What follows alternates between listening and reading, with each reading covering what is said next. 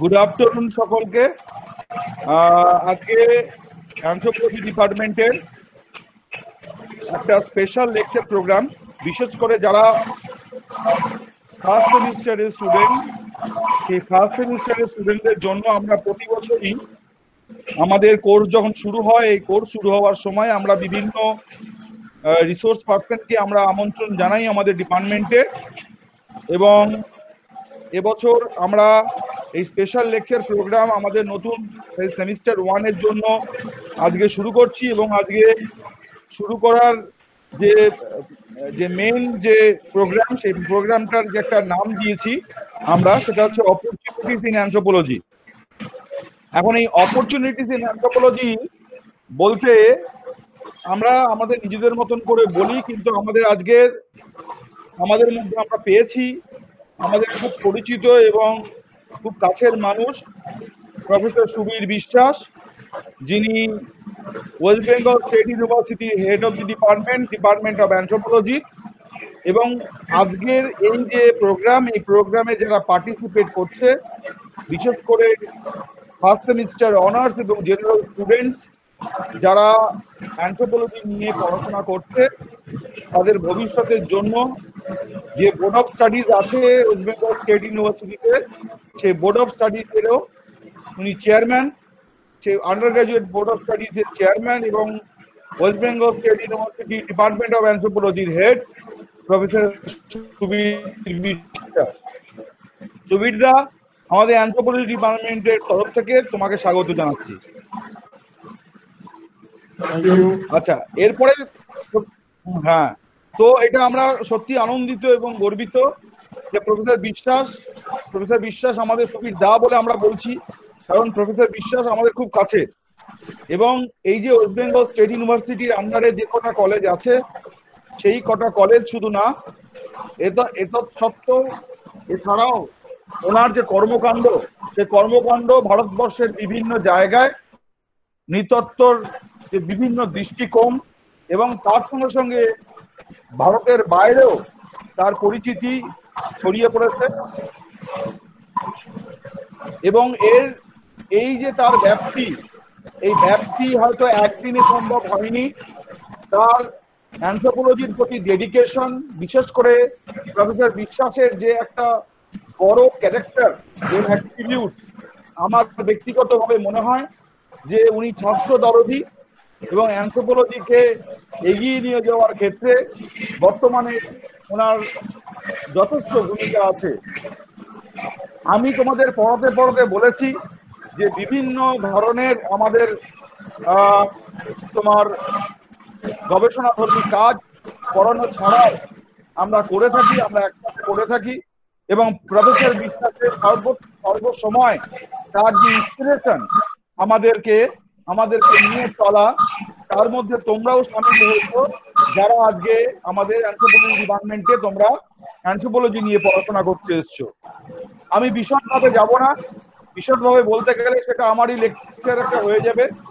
Professor বিশ্বাসের কর্মকাণ্ড এই সম্পর্কে বলতে গেলে একটা লেকচারেরই সমান, সেদিকে না গিয়ে তার মুখ থেকে শোনাটাই আমাদের কাছে বাঞ্ছনীয়। এবং আবার আমি আমাদের কলেজের তরফ থেকে, আমাদের আইসিসি তরফ থেকে এবং আমাদের ডিপার্টমেন্টের তরফ থেকে প্রফেসর বিশ্বাসকে স্বাগত জানাচ্ছি। এবং ইতিমধ্যেই আমাদের মধ্যে উপস্থিত হয়েছে আমাদের যারা কলিগের মধ্যে তনুশ্রীকে দেখছি, এবং পুষ্পলতা আছে, ডক্টর সুচিস্মিতা সেন চৌধুরী জয়েন করলো। তো আমি সবাইকে আমন্ত্রণ জানিয়ে as a head of the department আমি প্রফেসর বিশ্বাসকে আজকের যে আলোচনা, এই আলোচনার মূল বক্তব্যটা রাখার জন্য অনুরোধ করব। এবং এই বক্তব্য হয়ে যাওয়ার পর যার যে রকমের কোশ্চেন আছে, সেই কোশ্চেনগুলো তারা চ্যাট বক্সে লিখবে, বা তারা ইন্ডিভিজুয়ালি যদি বলতে চায় তাহলে এই প্ল্যাটফর্মে বলবে। তাহলে সেই মতন ভাবে আমরা আজকের আলোচনা সভাটাকে এগিয়ে নিয়ে যাব।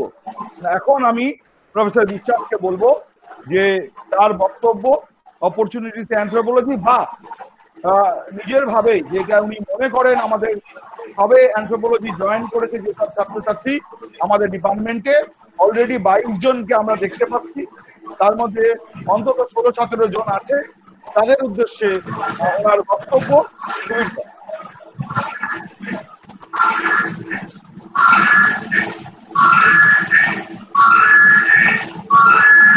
হ্যালো, হ্যাঁ শোনা যাচ্ছে সুমন?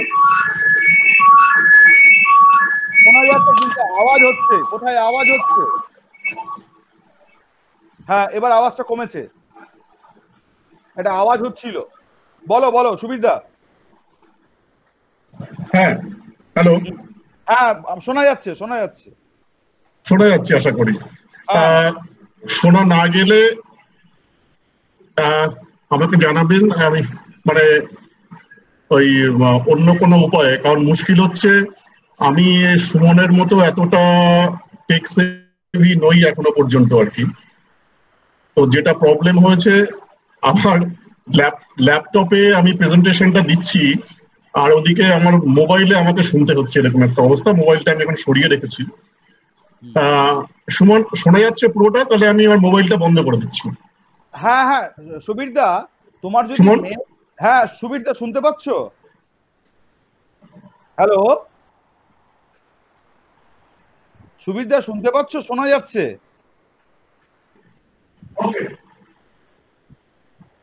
সুবীরদা শোনা যাচ্ছে? সুবীরদা শোনা ওকে। যাচ্ছে? হ্যাঁ হ্যাঁ। সো আমার প্রিয় স্টুডেন্টরা, আমি সুমন আমার সম্পর্কে অনেক যেগুলো বলেছে আর কি, সবাই বুঝতে পারছো, আমিও বুঝতে পারছি একটু বেশি বলেছে। কারণ সুমনকে আমরা সবাই অত্যন্ত স্নেহ করি এবং আমাদের সম্পর্কে বলতে গিয়ে ও একটু বেশি কথা এবং বেশি উচ্চাসা পোষণ করবে, এটাই সাধারণ আর কি। তো আমি অন্তত নিজেকে অতটা মনে করছি না। সুমনরাও পর্যন্ত যতটা রিসার্চ ইত্যাদি ক্ষেত্রে এগিয়ে যাচ্ছে, আমি সবাই জানে যে আমি নিজেকে সীমাবদ্ধ রাখি আমার ডিপার্টমেন্টের ছাত্রছাত্রীদের যাতে খুব ভালো করে সমস্ত কিছু জানানো যায়, নিজেদের উদ্যোগে হোক এবং বাইরের সমস্ত টিচারদের উদ্যোগে হোক। সুমন এবং সুচিস্মিতা তারা দুজনেও এর পার্ট। ওরাও আমাদের মাস্টার ডিগ্রি স্টুডেন্টদের পড়াতে যায় সপ্তাহে একদিন করে হলেও, যখন লকডাউন ছিল না। আশা করি নেক্সট সেশনেও পড়াবে, তার তৈরি হচ্ছে আর কি। তো আমি প্রথমেই বিরাটি কলেজকে ধন্যবাদ জানাচ্ছি যে এরকম একটা চিন্তা ভাবনা করার জন্য। সুমন আমাকে বলছিল যে মাঝে মাঝে এরকম সবাইকে দিয়ে ওরা একটা লেকচার অর্গানাইজ করাবে আর কি। তো এইটা ছাত্রছাত্রীদের পক্ষে অবশ্যই মঙ্গলকর হবে, এই আশা রেখে আমি বিরাটি কলেজকে এবং ডিপার্টমেন্ট অফ অ্যানথ্রোপোলজির সমস্ত ফ্যাকাল্টি মেম্বারকে ধন্যবাদ জানিয়ে আমার যে আজকের এটা ঠিক বক্তৃতা না, আমি তার থেকে বলবো যে এটা ছাত্রছাত্রীদের সঙ্গে একটা ফেস টু ফেস না হলেও মানে ওই টেকনোলজি বিষয়ে আর কি ফেস টু ফেস বলাই যায় আলোচনা আর কি। আমি খুব কম বলার চেষ্টা করব, বেশিটা চেষ্টা করব যাতে স্টুডেন্টের সঙ্গে ইন্টারাকশনটা আমার খুব বেশি হয় আর কি। তাহলেই আশা করি এই যে প্রোগ্রামটা করা হচ্ছে এটা ফ্রুটফুল হয়ে যাচ্ছে। আমি এখন যেটা নিয়ে বলতে বলেছে সুমন আমাকে, যে অ্যানথ্রোপোলজির স্টুডেন্টদের যে অ্যানথ্রোপোলজি তারা পড়বে, এটা তো একটা বেশ নতুন বিষয় অনেকের কাছে, যারা বিশেষ করে বিএসসি তে ফার্স্ট সেমিস্টারে ভর্তি হয় আর কি। অনেকে অ্যানথ্রোপোলজি সম্পর্কে ন্যূনতম ধারণাটাও থাকে না আর কি। যেরকম আমাদের অনেক সাধারণ শুধু মানুষ নয়, অনেক শিক্ষিত মানুষের কাছেও এখনো অ্যানথ্রোপোলজি বুঝিয়ে দিতে হয় যে অ্যানথ্রোপোলজি অ্যাকচুয়ালি পড়েটা কি। তো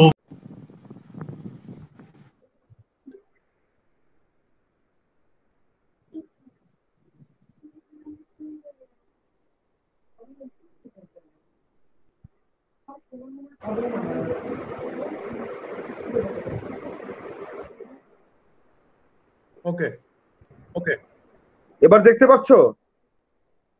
হ্যাঁ হ্যাঁ, এবার দেখা যাচ্ছে, চলো। বাট স্লাইড স্লাইড হ্যাঁ, স্লাইড, হ্যাঁ হ্যাঁ, ইটস ক্লিয়ার। ওকে, চলো এবার বলো। হ্যাঁ, ওকে। সো ডিয়ার স্টুডেন্ট, সরি, আমি আগেই বলেছি যে আমি খুব বেশি টেক সেভি নই, যার ফলে এই প্রবলেম গুলো হচ্ছে। কারণ আমি এই মোবাইলেই এইটা করতে অভ্যস্ত। আমি আজকে এই আমার ল্যাপটপে এটা করতে গিয়েই এই প্রবলেমটা হলো আর কি। যাকে তোমাদের সময়টা নষ্ট হলো। আমিও ইনফ্যাক্ট এতক্ষণ না না জেনে আর কি, মানে না বুঝতে পারছিলাম না বলে আমি লেকচার দিয়েই যাচ্ছিলাম। তো যাও, আহ, আমাকে যেটা আজকের টপিক নিয়ে বলা হয়েছে যে তোমাদের কেরিয়ার পার্সপেক্টিভ, এই ব্যাপারটা নিয়ে একটু তোমাদের সঙ্গে আলোচনা করার। কারণ এটা সত্যি যে আমি নিজেও জানি যে আমরা যখন বিএসসি প্রথম ফার্স্ট ইয়ারে আমাদের সময় ইয়ার ছিল আর কি, ভর্তি হয়েছিলাম, আমরাও খুব উদ্বিগ্ন থাকতাম যে এই অ্যানথ্রোপোলজিটা পড়ে আসলে কি হবে। এবং আমাদের সেই সময় সত্যি এইগুলো বলার মতো খুব বেশি লোক ছিলেন না, কারণ মাস্টার মশাইদের আমরা ক্লাসে পেতাম। তারপরে তখনকার যে সময়কার যে মানে গুরু শিষ্য প্রায় যে সম্পর্ক তখন আর কি, এর বাইরে আমরা খুব বেশি জানতেও একটু কি বলতাম যে আমরা, সেটা আমরা নিজেদেরই গাফিলতি যে আমরা ওটা চাইতে পারতাম না আর কি। এবং আমাদের বিশেষ করে সিনিয়ররা, আমি জানি না সেই সময় তোমাদের একটু শেয়ার করছি মানে পুরোনো দিনের কথা, যে তারা খুব ডিসকারেজ করতেন। এবং কেন করতেন এখন আমরা হয়তো আস্তে আস্তে বুঝতে পারি আর কি। কিন্তু সময় চেঞ্জ হয়েছে এখন। যে কোনো ক্ষেত্রেই ইনফ্যাক্ট তুমি যারা একটু অ্যানথ্রোপোলজি সম্পর্কে জানেন তাদের কাছে গেলেই দেখবে এখন আর সেই ডিসকারেজিং ব্যাপারটা অতটা নেই।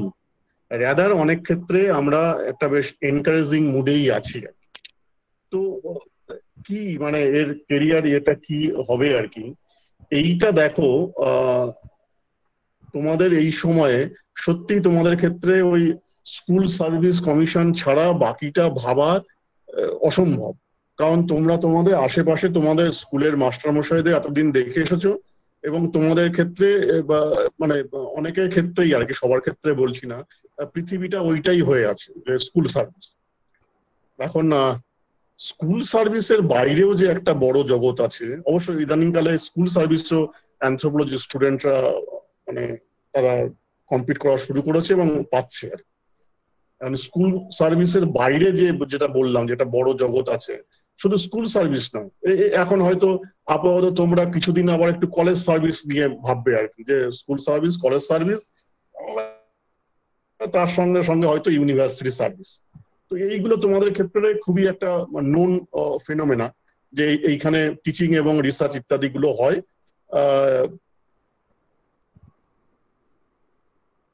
কিন্তু তার বাইরে যে অ্যানথ্রোপোলজির একটা খুব বড়সড় জগৎ, সেইটা আমি আজকে একটু তোমাদের সঙ্গে শেয়ার করতে চাই। এবং ওই আমার লেকচারটা হয়ে যাওয়ার পরে তোমাদের সঙ্গে একটু কি বলবো মানে সোজা সাপটা কথা, যা কিছু বলো না কেন, যে টেকনোলজিক্যালি ফেস টু ফেসও বলতে পারো, যে একটু কথা বলে নেওয়া বোধহয় আরো বেশি উপকারী হয়।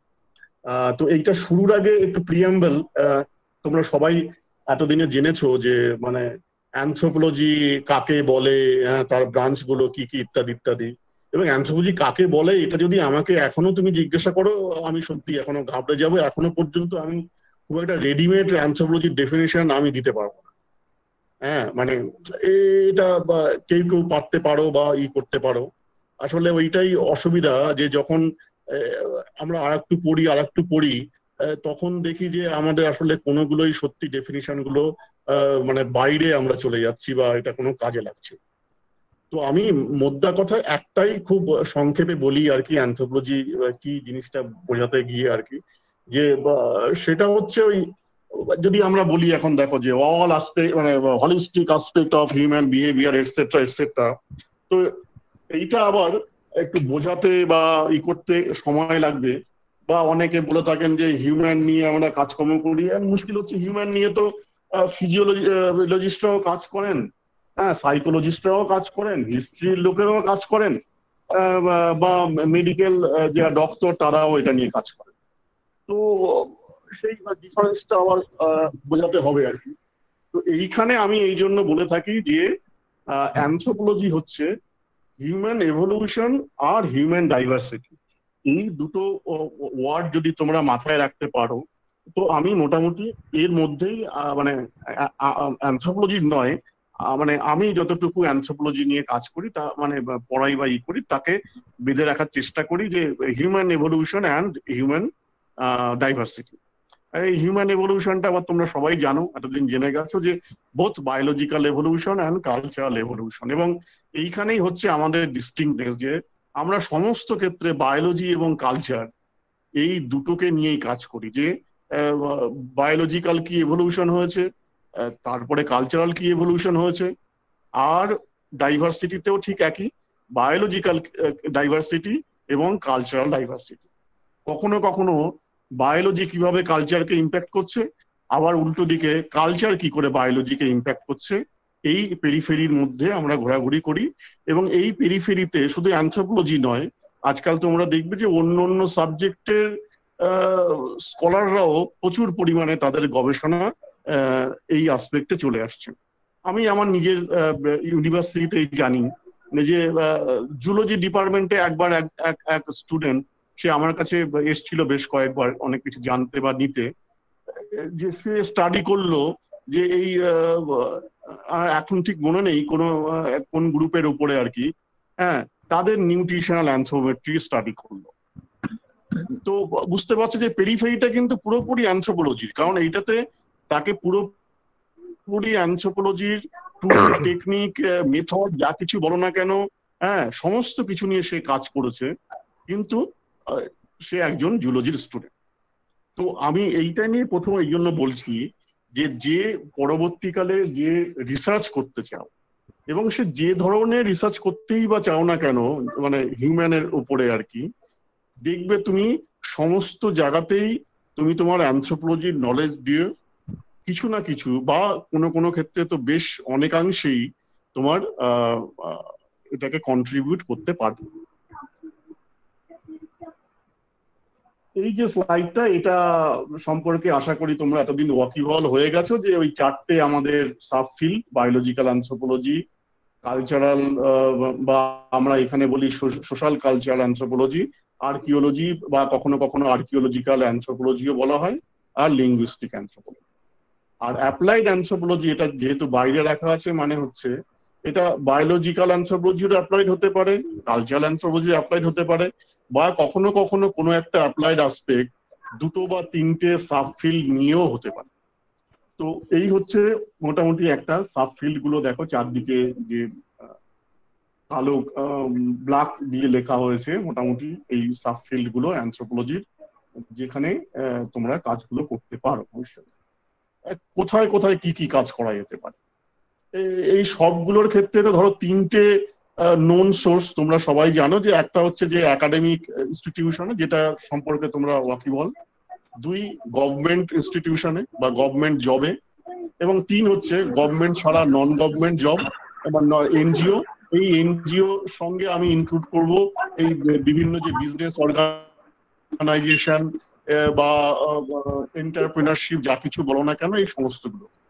তো প্রথম ওই একই, যেহেতু আমি বায়োলজিক্যাল অ্যানথ্রোপোলজি স্টুডেন্ট, প্রথম আমাদের মাথায় আসে যে হিউম্যান এভলিউশন। দেখো এই লিকি দম্পতি আর কি, এনারা দীর্ঘদিন কাজ করেছেন ওই আফ্রিকায় আর কি ফসিল গুলো নিয়ে, ফসিল ফাইন্ড। তো তিনি দেখো তার হাতে একটা ম্যান্ডিবল রয়েছে এবং নিচে একটা স্কাল রয়েছে, কিন্তু মুশকিল হচ্ছে সবসময় এটা অবশ্য দেখেই বোঝা যাচ্ছে এটা একটা রিসেন্ট স্কাল, খুব বেশি দিনের পুরনো নয় আর কি ইয়েটা, ফসিলটা। কিন্তু ধরো খুব পুরনো যে ফসিল গুলো আর কি, তোমরা এর মধ্যে নামও শুনেছো হয়তো, রামাপিথেকাস, অস্ট্রালোপিথেকাস ইত্যাদি ইত্যাদি। তো তাদের তো মানে এত বেশি অংশ পাওয়ার কোনো সম্ভাবনা নেই, খুব ছোট ছোট এর এই অংশের ভাঙা, এই স্কালটা মানে এই হাড়টা ভাঙা, ওই হাড়টা ভাঙা একটা পেয়েছে, দাঁতের একটা অংশ কারো কারো ক্ষেত্রে। এখন অ্যানথ্রোপোলজিস্টের কাজ হচ্ছে ওই একটা ইনভেস্টিগেটর বা ওই যে মানে কি বলবো যে সিআইডি সিবিআই যেরকম কাজ করে আর কি, ছোট্ট একটা ক্লু থেকে অনেক বড় একটা কোনো পেরিফেরি তৈরি করে। তো এটাও ঠিক তাই, যে এই ছোট্ট ছোট্ট অংশগুলো থেকে একটা বড় সড়ো রিকনস্ট্রাক্ট করা, এইটা হচ্ছে প্রথম ফিল্ড যেখানে অ্যানথ্রোপোলজিস্টরাই একমাত্র কন্ট্রিবিউশনটা দিতে পারবে। সেখানে অন্য সাবজেক্ট হয়তো তাকে সাহায্য করতে পারে, কিন্তু মেজর যে কন্ট্রিবিউশনটা, যে ইন্টারপ্রিটেশনটা হবে, সেটা অবশ্যই কোনো একজন অ্যানথ্রোপোলজিস্টই দেবেন। কারণ তিনি এইগুলো স্পেসিফিক্যালি জানেন যে এই বিভিন্ন ধরনের যে পোর্শন গুলো পাওয়া গেছে, যে আমরা কিছুদিন পরেই দেখবে স্কালের উপরে মাপামাপি শুরু করব, হ্যাঁ, তো ক্রেনিওমেট্রি, অস্টিওমেট্রি ইত্যাদি আর কি। তো সেই নলেজটা দিয়েই তিনি এটাকে আইডেন্টিফাই করবেন যে এটা মানে কোন ফ্যামিলি বা কোন জেনাস ইত্যাদি হতে পারে, এবং এর সঙ্গে সম্পর্কিত কারা কারা ছিল বলে মনে করা হয়, ইত্যাদি ইত্যাদি। দ্বিতীয় যেটা প্রাইমেটোলজি, এটাও দেখে বুঝতে পারছো, এবং এই ভদ্রমহিলাকেও তোমরা ওই কি বলে এখন আমাদের ডিসকভারি চ্যানেল ইত্যাদির সৌজন্যে যারা দেখো এইগুলো জানো নিশ্চয়ই যে ইনি জেন গুডল, এবং এই যে প্রাইমেটদের যে বিহেভিয়ার আর কি, একটা স্পেসিফিক ফিল্ড ইন অ্যানথ্রোপোলজি, সেইটা নিয়ে যে কাজ করা এবং কাজ করা হয়, যে প্রাইমেটের যে বিহেভিয়ার গুলো কিরকম, এবং সেই বিহেভিয়ার দেখে যে আমাদের যে বিহেভিয়ার,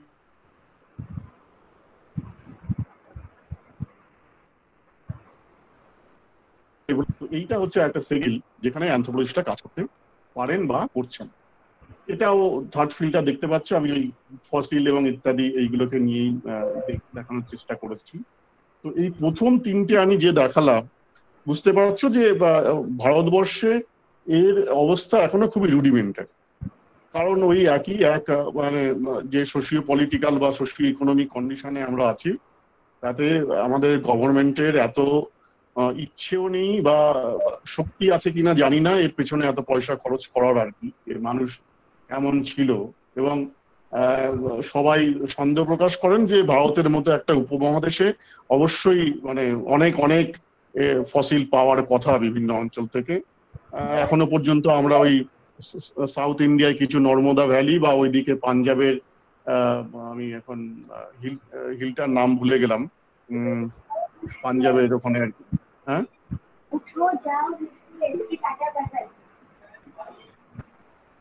আচ্ছা শুনতে যাও গে, মানে এই মোটামুটি অংশটা বাদ দিয়ে এখন বাকি অংশে আমরা, হ্যাঁ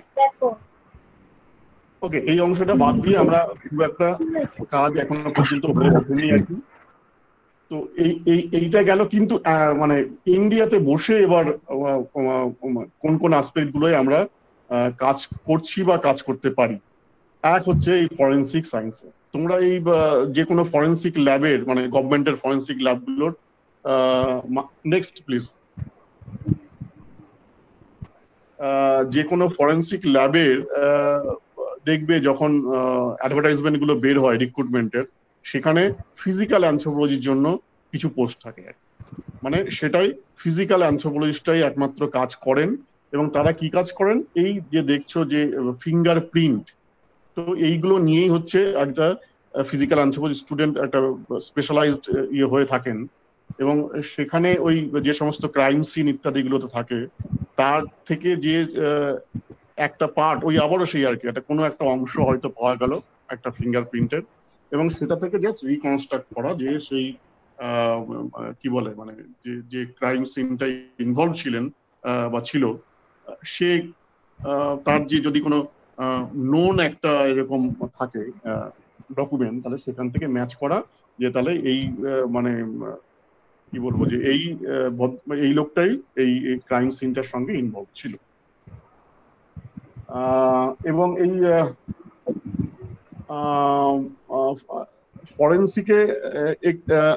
ফরেন্সিকেরটাও একটু প্লিজ, এই ফরেন্সিক যে অ্যানথ্রোপোলজি, এটা শুধুমাত্র এই ফিঙ্গার প্রিন্ট না, এর সঙ্গে ধরো কোনো স্কেলিটন পাওয়া গেছে, যে কোনো স্কেলিটন হোক না কেন, এবং সেই স্কেলিটনটা দেখে তার প্রবাবেল হাইট কত হতে পারত, তার প্রবাবেল ওয়েট কত হতে পারত, তার প্রবাবেল বিভিন্ন মেজারমেন্ট কত হতে পারত, সেটি মেল না ফিমেলের, হ্যাঁ, তার এথনিসিটি কি হতে পারে একটা ধারণা, এই সমস্ত কিছু একজন ফরেন্সিক অ্যানথ্রোপোলজিস্ট দিয়ে থাকে। Next please. তো এই এই অ্যাসপেক্টটাও আমাদের মানে ভারতবর্ষে এখনো আছে, যেখানে অ্যানথ্রোপোলজিস্টরা এখনো রিক্রুটেড হন। আরেকটি বড় পেরিফেরি যেখানেও একজন ফিজিক্যাল অ্যানথ্রোপোলজিস্ট নিয়োগ হয়ে থাকেন, সেটা হচ্ছে এর হচ্ছে স্পোর্টস অ্যানথ্রোপোমেট্রি। তোমরা যদি সাই মানে স্পোর্টস অথরিটি অফ ইন্ডিয়া এর যদি আবার সেই রিক্রুটমেন্ট প্যাটার্ন গুলো দেখো, তাহলে দেখবে তাদের সমস্ত সেন্টারেই বেশ যথেষ্ট সংখ্যক সেখানে ফিজিক্যাল অ্যানথ্রোপোলজিস্টের পজিশন থাকে, যারা এই দেখছো বডির বিভিন্ন মেজারমেন্ট করে তারা সেখানে অ্যাকচুয়ালি এই অ্যাথলিটটা কোন স্পোর্টসে গেলে সে এক্সেল করতে পারবে সেইগুলোতে হেল্প করে। ধরো একজন খুব মেসো মানে একটু মানে মাসেলওয়ালা কোনো একজন, সে আদারওয়াইজ আমরা মনে করি কি মাসেল ইত্যাদি থাকলেই সে বিভিন্ন স্পোর্টসে ফিট হবে, কিন্তু সেরকম একটা লোককে বা মহিলাকে তুমি যদি সাঁতারে রেকমেন্ড করো, তাহলে তিনি কোনোদিনই এক্সেল করতে পারবেন না। কারণ তোমরা দেখেছো যারা সাঁতার কাটেন তারা সাধারণত একটু স্লেন্ডার বডিতে হন আর কি, লিন থিন এরকম ধরনের। আবার এরকম একটা লিন থিন বডির কাউকে তুমি নিশ্চয়ই ধরো ফুটবলেই তার যে মানে ডিফেন্স পজিশন সেরকম পজিশনে রেকমেন্ড করবে না, সেখানে আবার একটু গায়ে শক্তিওয়ালা জোরদারওয়ালা কাউকে চাই আর কি। ক্রিকেটে একটু অ্যাজিলিটি বেশি থাকবে, যারা মানে বোলিং করবেন বা ফিল্ডিং করবেন। তো এই ধরনের বিভিন্ন স্পোর্টস এর ক্ষেত্রে এই যে সহায়তাগুলো করে থাকেন বিভিন্ন ফিজিক্যাল অ্যানথ্রোপোলজিস্ট, এবং তার জন্য যে স্পেসিফিক টেকনিক সেটাও তোমাদের অনেকটাই আমাদের এই বিভিন্ন সিলেবাস গুলোতে দেখবে আছে। Kinanthropometry, next please. Next please. কিনঅ্যানথ্রোপোমেট্রিও ওই স্পোর্টস না জাস্ট বিফোর কিনঅ্যানথ্রোপোমেট্রি ওই স্পোর্টস অ্যানথ্রোপোলজির সঙ্গে বিফোর হ্যাঁ স্পোর্টস অ্যানথ্রোপোমেট্রির সঙ্গেই যুক্ত আর কি। এখানে শুধু ওখানে কি যে না আমরা একজনকে দাঁড় করিয়ে বা বসিয়ে বা শুইয়ে মাপ নিচ্ছিলাম, এখানে হচ্ছে একটা কিনঅ্যানথ্রোপোমেট্রি মানে বুঝতে পারছো একটা কাইনেটিক মানে একটা মোশন থাকবে আর কি, এবং এই মোশনের যে বিভিন্ন মেজারমেন্ট গুলো, যে অ্যাঙ্গেল মেজারমেন্ট ইত্যাদি গুলো, এইগুলো এখানে স্টাডি করা হয়। এবং এই মোশনটাও বুঝতে পারছো যে কোনো ফিজিক্যাল ফিটনেস বা অবভিয়াসলি স্পোর্টস এর সঙ্গে তো যুক্ত। Next please. নেক্সট, এটাও একটা এখনকার সময়ে খুবই আর্জেন্ট একটা নিড আর কি, যে আর্গোনমিক্স আর কি, যেটা ওই আবারও ফিজিক্যাল অ্যানথ্রোপোলজিস্টরা যেটাকে সাহায্য করে থাকেন, যে এই বিভিন্ন যে ফার্নিচার বা এগুলো আর্গোনমিক্যালি কি করে তৈরি করা হবে। মানে ধরো তার যে সিটিং হাইট তিনি মানে যেটা আর কি তার মানে বসলে তার যে বসার পজিশন থেকে মাথা পর্যন্ত যে হাইটটা আর কি, সেইটা ডিপেন্ড করবে তার কাঁধটা কত বড়, তাই না, তার পাটা কতটা ঝুলে থাকবে, লেগ লেন্থ আর কি। তো এই সমস্ত কিছুই ওই একজন, আবারও বলছি যে একজন ফিজিক্যাল অ্যানথ্রোপোলজিস্ট, তিনি এই টেকনিক গুলো জানেন যে মেজারমেন্ট গুলো আসলে কি হবে। তো এখানেও প্রচুর পরিমাণে তুমি একটা স্কোপ পাবে। Next please. কিন্তু সব থেকে বেশি যেখানে এখনো পর্যন্ত ইন্ডিয়াতে রিসার্চও হচ্ছে এবং যেখানে অ্যানথ্রোপোলজিস্টরা কাজও করছেন, বিশেষ করে আবারও তুমি যদি সেই আইসিএমআর এর এবার রিক্রুটমেন্টের প্রসেসে যাও, দেখবে Indian council of medical research, সেখানে মেডিকেল মানে শুধুমাত্র যে সেখানে ডক্টররা আছেন তা নয়, কিন্তু এখানে তুমি প্রচুর দেখবেন অন্যান্য সায়েন্টিস্টরা এবং অবভিয়াসলি অ্যানথ্রোপোলজিস্টরা এখানে প্রচুর পরিমাণে আছে। ইনফ্যাক্ট সুমন জানে যে ওই জব্বলপুরে একটা সেন্টারই আছে ওদের, যে বোধহয় ট্রাইবাল হেলথ এরকম কিছু একটা নাম আর কি। সেখানে তো অ্যানথ্রোপোলজিস্টরা মানে অ্যানথ্রোপোলজির লোকরা প্রচুর পরিমাণে আছে এই ট্রাইবাল হেলথ স্টাডি করতে যাওয়ার। কারণ ট্রাইবাল হেলথ শুধুমাত্র তো হেলথ নয়, তার সঙ্গে ট্রাইবাল যোগ যখন রয়েছে, এবং তাকে তো আগে বুঝতে হবে সেই ট্রাইবটাকে আর কি। এবং এটা বুঝতে পারছো যে ট্রাইবকে জানা এটা অ্যানথ্রোপোলজিস্টের থেকে আর কেউ বেশি এখনো পর্যন্ত অন্তত করে উঠতে পারে। এটা আমাদের একটা স্পেসিফিক ফিল্ড অফ স্পেশালাইজেশন যা কিছু বলো। তো এই ICMR বা এই ধরনের ন্যাশনাল ইনস্টিটিউট অফ নিউট্রিশন বোধহয় এরকম আরো বিভিন্ন অর্গানাইজেশন আছে যারা এগুলো নিয়ে কাজ করে, এবং সেখানেও যথেষ্ট পরিমাণে এই অ্যানথ্রোপোলজির স্টুডেন্টরা এগুলো থাকে। Next please.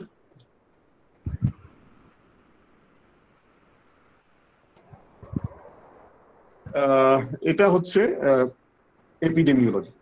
এটাও একটা গ্রোয়িং ফিল্ড না, এটা অনেকদিন ধরেই চলছে, যেখানে ওই অ্যানথ্রোপোলজিস্টরা কন্ট্রিবিউট করে যাচ্ছেন। এবং এটা এখনকার সময় এই যে আমাদের কোভিড-19 এটা নিয়েই তোমরা খুব নিশ্চয়ই বুঝতে পারছো যে এই যে প্যান্ডেমিকটা, এটা তো শুধুমাত্র মানে প্রিভেনশনটা ঠিক আছে, সরি তার মানে কিওর দিকটা ঠিক আছে, সেটা তো অবশ্যই একটা মেডিকেল পার্সনই বলতে পারবেন। কিন্তু এই যে প্রিভেনশনের দিকটা, কি করে এটা স্প্রেডটাকে রোখা যায় ইত্যাদি, এইগুলো তো শুধু মেডিকেল সায়েন্সের ডোমেন নয়। এইখানে এই সমস্ত ক্ষেত্রে একজন অ্যানথ্রোপোলজিস্ট খুব গুরুত্বপূর্ণ ভূমিকা নেন, এবং বিভিন্ন ক্ষেত্রে এই সমস্ত এপিডেমিওলজিক্যাল যে স্টাডিগুলো হয়, যে ইন্টারন্যাশনালি হোক বা ন্যাশনালি হোক, সেখানে অ্যানথ্রোপোলজির একটা ভূমিকা থাকে। Next please. এইবার আমি আসছি হিউম্যান জেনেটিক্স বা অ্যানথ্রোপোলজিক্যাল জেনেটিক্স। আমরা এখানে হিউম্যান বা অ্যানথ্রোপোলজিক্যাল জেনেটিক্স এই জন্য ইউজ করে থাকি, যারা একটু জেনেটিক্স এর সম্পর্কে জানো তারা জানো যে মানে অন্য ক্ষেত্রে কি মানে খুব ইচ্ছে মতো ব্রিডিং করানো যায়, মোটর গাছের মেন্ডেল করেছিলেন আর কি। কিন্তু হিউম্যান পপুলেশনে যেহেতু সেটা সম্ভব নয়, সেহেতু আমাদের বেশ কিছু ইনডাইরেক্ট মেজারমেন্ট আছে বা ইনডাইরেক্ট মেথড আছে, যেগুলো দিয়ে আমরা হিউম্যান জেনেটিক্সটা স্টাডি করি। এবং এই যে কেরিয়ার কাউন্সিলিং যেটা দেখছো আর কি, প্রথমটাই যে বাচ্চা হওয়ার আগে যদি মা বা বাবা কেউ যদি কোনো একটা ট্রেটে অ্যাফেক্টেড হন বা তারা হেটেরোজাইগাস হন, তাহলে এই যে যখন তিনি হাসপাতালে বা ক্লিনিকে যাবেন, তার আগেই তার যে একটা কাউন্সিলিং, সেখানে একটা ফিজিক্যাল অ্যানথ্রোপোলজি বা জেনেটিক্স নিয়ে যারা পড়াশোনা করেন, হিউম্যান জেনেটিক্স, তাদের যে নলেজটা, যে তার কত % চান্স আছে ওই মানে ট্রেড যুক্ত একটা বাচ্চা হবার, সেইটাই একটা পার্ট যেখানে অ্যানথ্রোপোলজিস্টরা কন্ট্রিবিউট করে থাকে।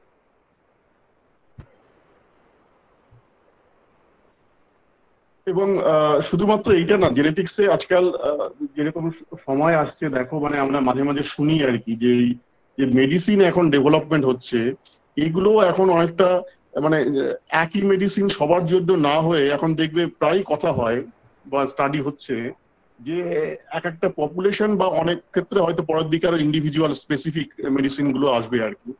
তো এইগুলোতেও অ্যানথ্রোপোলজির একটা রোল। Next slide please. এবং আমি এবার খুব তাড়াতাড়ি কিছু বাকি দুটো যে সাব ডিসিপ্লিন, তার কয়েকটা ইম্পর্টেন্ট মানে আমার মনে হয়েছে ইম্পর্টেন্ট আর কি।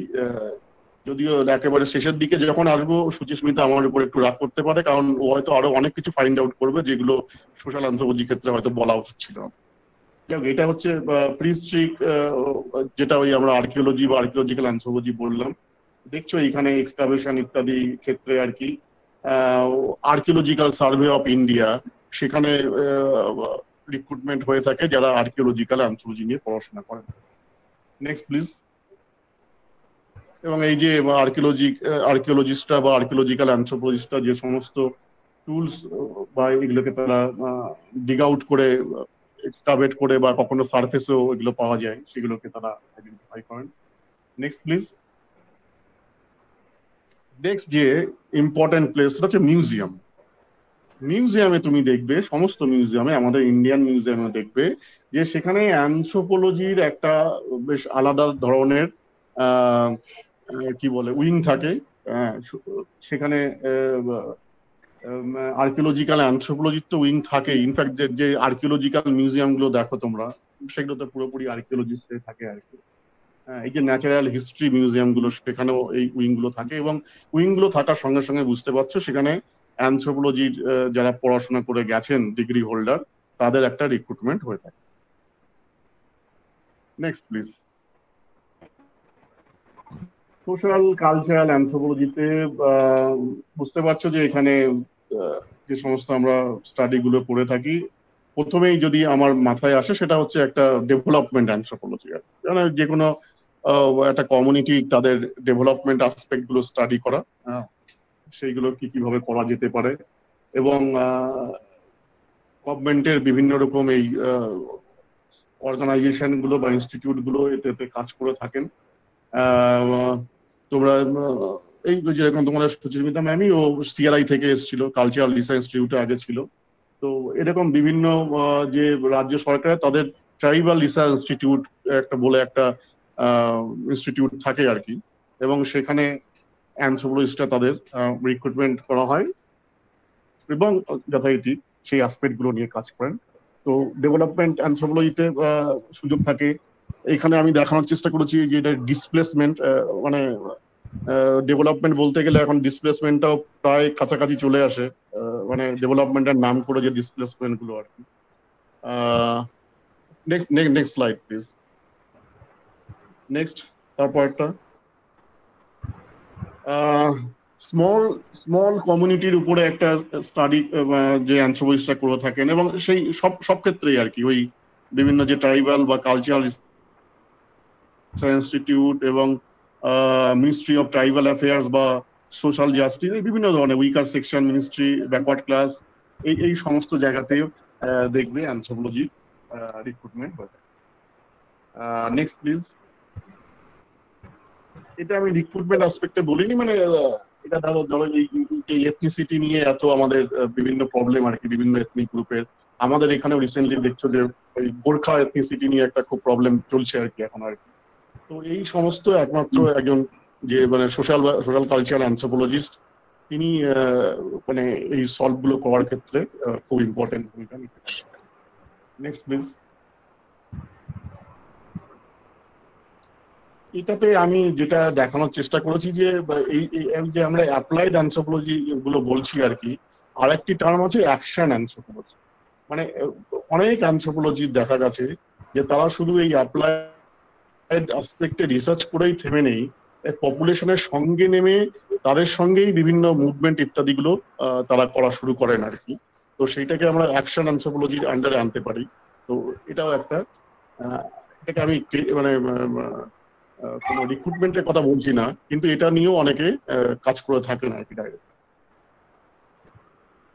এই যে নেক্সট প্লিজ।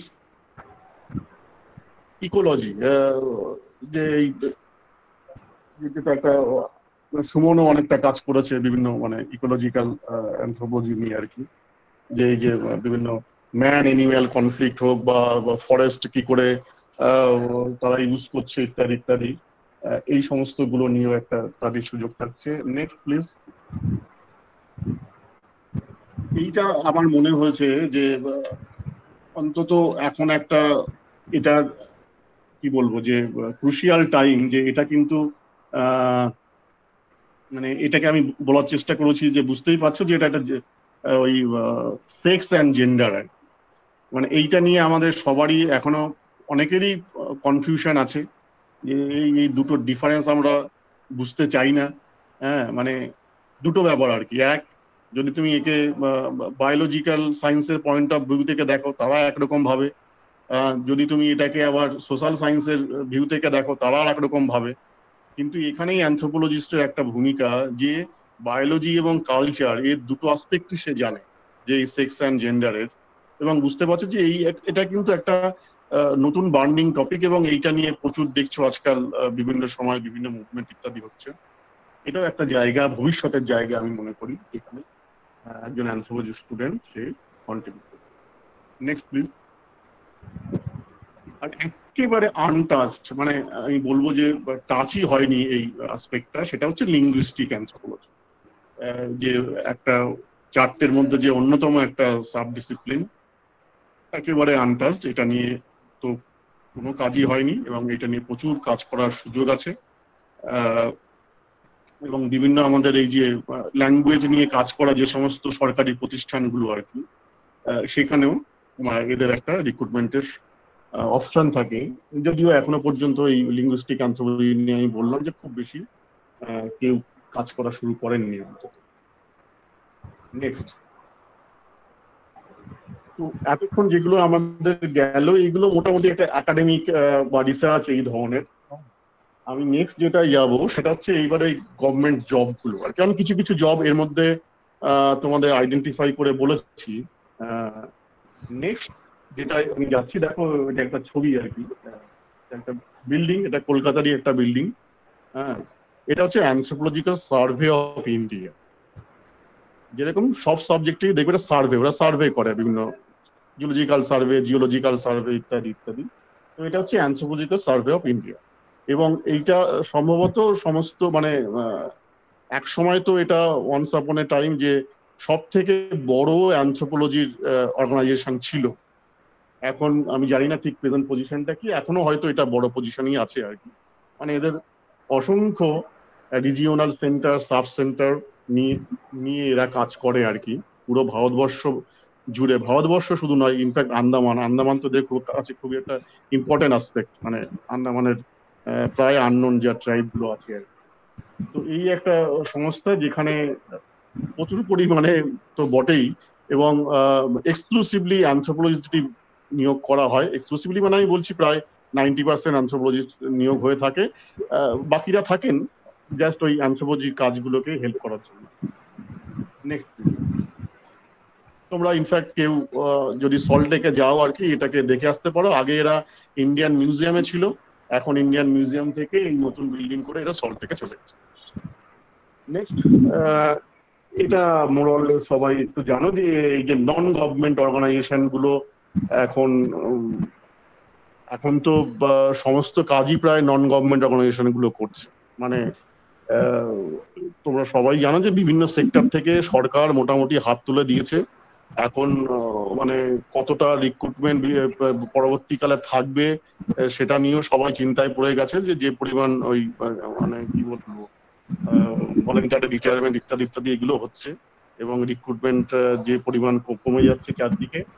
তো নন গভর্নমেন্ট অর্গানাইজেশন গুলো এখন বিভিন্ন ডেভেলপমেন্ট প্রজেক্টে, বিভিন্ন সেটা মানে ডেভেলপমেন্ট অ্যানথ্রোপোলজি হোক, নিউট্রিশন অ্যানথ্রোপোলজি হোক, হ্যাঁ, ইনফ্যাক্ট তোমরা জানলে আশ্চর্য হবে যে ওই মানে প্রিহিস্ট্রিক যে টুলস এবং ফসিল এই যে কালেকশন, এইগুলোতেও আজকাল বিভিন্ন এই নন গভর্নমেন্ট অর্গানাইজেশন তারা মানে কি বলবো মানে ফান্ডিং করছে এই সমস্ত কাজগুলো করার। এবং এইটা একটা বড় জায়গা যেখানে অ্যানথ্রোপোলজিস্টরা এখনো পর্যন্ত তো খুব বেশি পরিমাণেই কাজ করে যাচ্ছে, এবং ভবিষ্যতেও এটাতে থাকবে। Next please. নতুন নতুন যে এরিয়া গুলো আসছে সোশ্যাল অ্যানথ্রোপোলজি আর কি, বিজনেস অ্যানথ্রোপোলজি, এইটা আমি একটা পুরোনো ছবি দিয়েছি, কারণ এটা তোমরা একটু হয়তো কয়েক বছরের মধ্যেই পড়বে। ওই কুলারিং আর কি, মানে খুব প্রিমিটিভ সোসাইটিতে সেখানে কিভাবে বিজনেসটা ইয়ে হতো আর কি।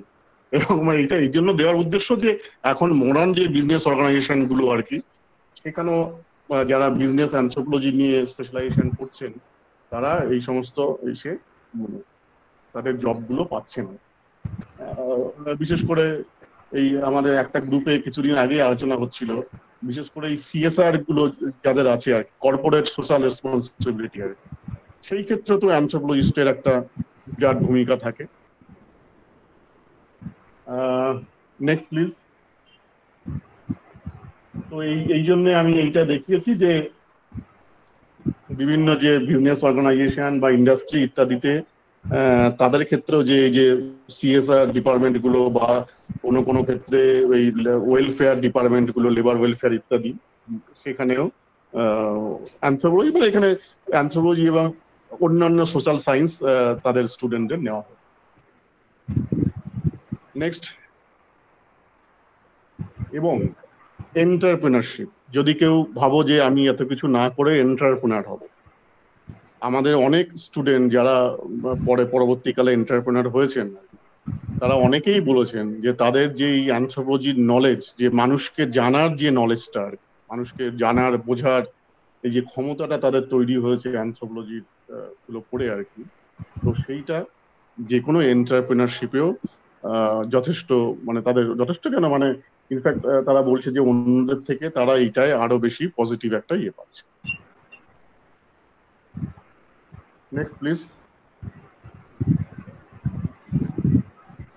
এইটা একটা ইনডাইরেক্টলি আমি বোঝানোর চেষ্টা করেছি, যারা বিভিন্ন সিভিল সার্ভিস হয়, মানে মানে কি বলবো, মানে সেন্ট্রালি ইন্ডিয়ান অ্যাডমিনিস্ট্রেটিভ সার্ভিস হোক, বা আমাদের ক্ষেত্রে WBCS হোক, ইত্যাদি ক্ষেত্রে অ্যানথ্রোপোলজি একটা মানে খুব কি বলবো, মানে ফেমাস চয়েস যারা এটাকে নিয়ে থাকেন।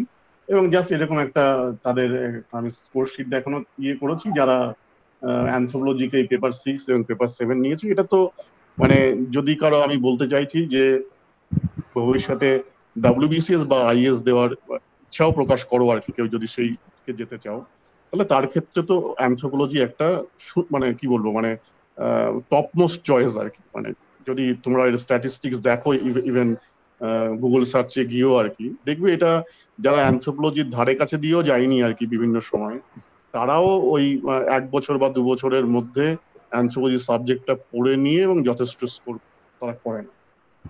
আর যারা অ্যানথ্রোপোলজি স্টুডেন্ট তারা তো অবশ্যই আরো বেশি করতে পারবে, এটা তো অবশ্যই। So thank you. আমি যতটুকু মাথায় এসছে, কারণ এই 2-3 দিনের মধ্যে, খুব বেশি দিন তো আমি সময় পাইনি, আমি এইগুলোকে ভাবার চেষ্টা করেছি যেখানে তোমরা হয়তো কি বলবো, মানে এক্সেল করতে পারো, বা যেখানে তোমরা বিভিন্ন পজিশন পেতে পারো। এই আমার একটা ছোট্ট তোমাদের এটাই বলা আর কি। এবং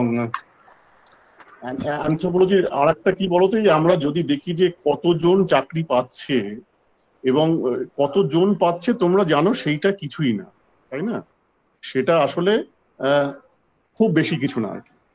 কারণ এই যে ধরো কোভিড-19 ক্ষেত্রে তোমরা যদি ধরো, তাহলে কি হচ্ছে, এর ক্ষেত্রে আমরা জানি যে ডেথ রেটটা খুবই কম, তাই না? কিন্তু তাও আমরা ভয় পেয়ে আছি কেন? কারণ এর অ্যাফেক্টেড হওয়ার রেটটা অনেক বেশি। তো সিমিলারলি তুমি যদি সেইভাবে ভাবো যে অ্যানথ্রোপোলজির ক্ষেত্রে স্টুডেন্ট সংখ্যা কিন্তু খুবই কম। আমরা এখনো পর্যন্ত খুব হার্ডলি হয়তো পুরো ইন্ডিয়াতে খুঁজে পেয়ে, আমার মনে হয় না যে 50 ক্রস করবে যে ইউনিভার্সিটি আছে আর কি, মানে লেস দ্যান 50 ইউনিভার্সিটি ইন্ডিয়াতে আছে যারা অ্যানথ্রোপোলজি অফার করে।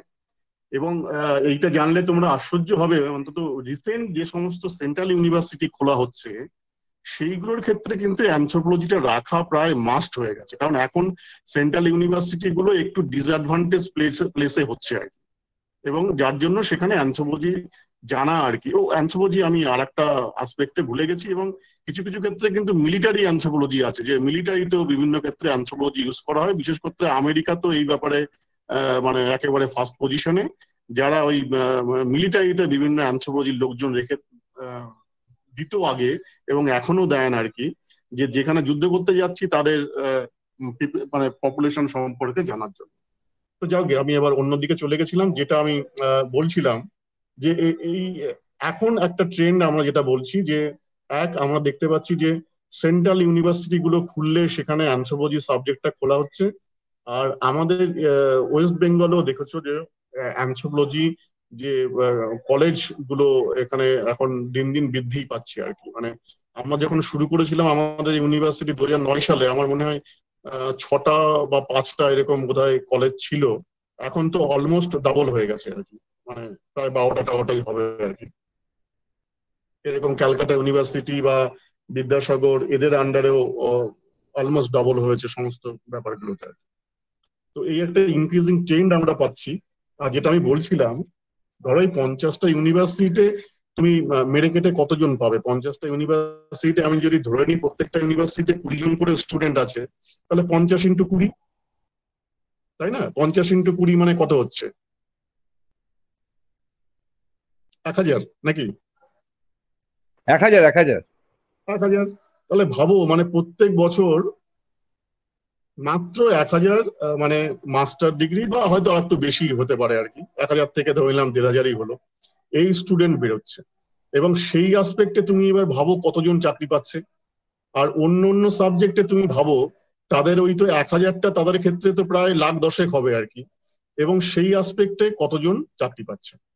অতএব কতজন চাকরি পাচ্ছে এটা বড় কথা না, চাকরিটা কত পার্সেন্ট পাচ্ছে আর কি, কতজন বেরিয়ে গেছে প্রত্যেক বছর এবং সেই আসপেক্টে কতজন পাচ্ছে, সেই যে পার্সেন্টেজটা সেটাই হচ্ছে ইম্পর্টেন্ট। এবং এইটা দেখলে দেখবে যে অ্যানথ্রোপোলজিতে এই বিভিন্ন জব পজিশনের এই পার্সেন্টেজটা অনেক বেশি। তো এই একটা এটাকে ক্রিটিক্যালি দেখার আর কি যে করছে। এবং আরেকটা কি ওই মানে আমি ভুলে গেছি, এটা রবীন্দ্রনাথ না কার উক্তি ছিল আর কি, যে ওই ভালো যখন খুব মানে বেশি হয়ে যায় তখন সে তার ভালোদের ভিড়ে সে হয়ে যায় মাঝারি আর কি। তো এই যেখানে অনেক ভালো আছে সেখানে অনেক ভালোর মধ্যে প্রায় ধরে নাও অনেক আবার 50% তারা এমনিতেই মাঝারি হয়ে যায়। তার থেকে তোমার এখানে যেহেতু স্টুডেন্ট কম আছে, এখানে কিন্তু ভালো এইটা হওয়ার চান্সটা অনেক বেশি আর কি, ভালো ভালো হয়ে যাওয়ার। এবং সমস্ত অ্যানথ্রোপোলজি ডিপার্টমেন্টের একটা ফ্যামিলির মতো যে নেচার, আশা করি সেটা তোমাকে হেল্প করবে যে আরো বেশি এই স্বল্প সময়ে অনেক বেশি অ্যানথ্রোপোলজিকে জেনে ফেলতে। তো তোমাদের সবাইকে বেস্ট উইশেস আমার পক্ষ থেকে, যে অ্যানথ্রোপোলজির ফ্যামিলিতে ওয়েলকাম। কারণ এটা একটা আমি যে ইউনিভার্সিটিতে যে ডিপার্টমেন্টে আছি সেই ডিপার্টমেন্টেরই বা সেই ইউনিভার্সিটিরই একটা এক্সটেন্ডেড ফ্যামিলি সবাই, এবং সেই ফ্যামিলিতে তোমাদের সবাইকে ওয়েলকাম। এবং এখান থেকে কেউ চলে যাচ্ছ এটা আমি দেখতে চাই না। সবাই এখানে থেকে নিজে সমৃদ্ধ হও এবং অ্যানথ্রোপোলজিকে সমৃদ্ধ করো। মানে যত স্টুডেন্ট আমরা পাবো ওই ভালো, তত অ্যানথ্রোপোলজি বেশি সমৃদ্ধ হবে। ধন্যবাদ। এবার আমার যদি তোমাদের কিছু জিজ্ঞাসা থাকে একটু জিজ্ঞাসা করতে পারো প্লিজ। ধন্যবাদ। হ্যাঁ, ধন্যবাদ প্রফেসর বিশ্বাস। আমরা সুবিধা বলি বেশি ডাকতে পছন্দ করি। তো একটা খুব সহজ সরল ভাষায় এত সুন্দর করে উনি বোঝালেন, এটা অ্যানথ্রোপোলজিকে নিজে আত্মস্থ না করলে এরকম বোঝানো কিন্তু আমাদের অনেকের ক্ষেত্রেই এটা একটা দুঃসাধ্য ব্যাপার। ফলে তোমরাও খুব ফরচুনেট যে প্রফেসর বিশ্বাস রাজি হয়েছেন, এবং প্রফেসর বিশ্বাস আমার মনে হয় যতগুলো কলেজ এখানে আছে সবার প্রথমে আমরা প্রফেসর বিশ্বাসকে ডাকলাম এবং প্রফেসর বিশ্বাস তোমাদের সঙ্গে পরিচয় বিনিময় করলেন। তো যাই হোক, আমি এখানেই রেকর্ডিংটা স্টপ করছি, কিন্তু তোমরা যদি কোনো